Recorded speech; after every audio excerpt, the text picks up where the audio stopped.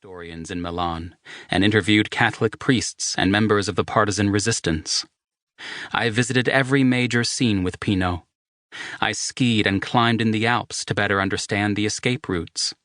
I held the old man when he collapsed in grief in the Piazzale Loreto, and I watched the agony of his loss ripple through him in the streets around the Castello Sforzesco. He showed me where he last saw Benito Mussolini. In the great cathedral of Milan, the Duomo, I saw his shaking hand as he lit a candle for the dead and the martyred. Through it all, I listened to a man looking back at 2 years of his extraordinary life. Growing up at 17, growing old at 18, the ups and downs, the trials and triumphs, the love and the heartbreak. My personal problems, and my life in general, seemed small and insignificant in comparison to what he'd endured at an unfathomably young age. And his insight into life's tragedies gave me a new perspective.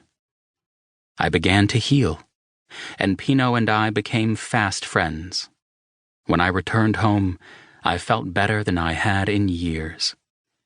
That trip led to 4 more over the course of the following decade, allowing me to do research on Pino's tale between the writing of other books. I consulted with staff at Yad Vashem, Israel's main Holocaust Remembrance and Education Center, and with historians in Italy, Germany, and the United States. I spent weeks in the war archives in those 3 countries and in the United Kingdom. I interviewed the surviving witnesses, at least those I could find, to corroborate various events in Pino's story, as well as the descendants and friends of those long dead, including Ingrid Bruck, the daughter of the mysterious Nazi general who complicates the heart of the tale. Wherever possible, I have stuck to the facts gleaned from those archives, interviews, and testimonies. But I learned quickly that due to the widespread burning of Nazi documents as World War II ground to a close, the paper trail surrounding Pino's past was scattered at best. I was also hampered by a kind of collective amnesia concerning Italy and Italians after the war. Legions of books have been written about D-Day, the Allied campaigns across Western Europe, and the efforts of brave souls who risked their lives to save Jews in other European countries. But the Nazi occupation of Italy and the Catholic Underground Railroad, which was formed to save the Italian Jews, have received scant attention. Some 60,000 Allied soldiers died fighting to free Italy. Some 140,000 Italians died during Nazi occupation. And still, so little has been written about the battle for Italy, historians have taken to calling it the Forgotten Front. Much of the amnesia was caused by Italians who'd survived. As one old partisan fighter told me, "We were still young and wanted to forget. We wanted to put the terrible things we'd experienced behind us.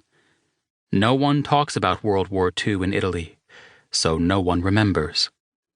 Due to the document burning, the collective amnesia, and the death of so many characters by the time I learned of the story, I have been forced in places to construct scenes and dialogue based solely on Pino's memory decades later, the scant physical evidence that remains, and my imagination fueled by my research and informed suspicions. In certain instances, I have also commingled or compressed events and characters for the sake of narrative coherence, and have fully dramatized incidents that were described to me in much more truncated forms. As a result, then, the story you are about to hear is not a work of narrative nonfiction, but a novel of biographical and historical fiction that hews closely to what happened to Pino Lella between June 1943 and May 1945. Part 1. None Shall Sleep.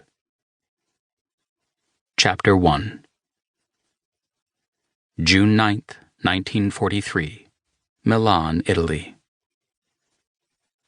1. Like all the pharaohs, emperors, and tyrants before him, Il Duce had seen his empire rise only to crumble.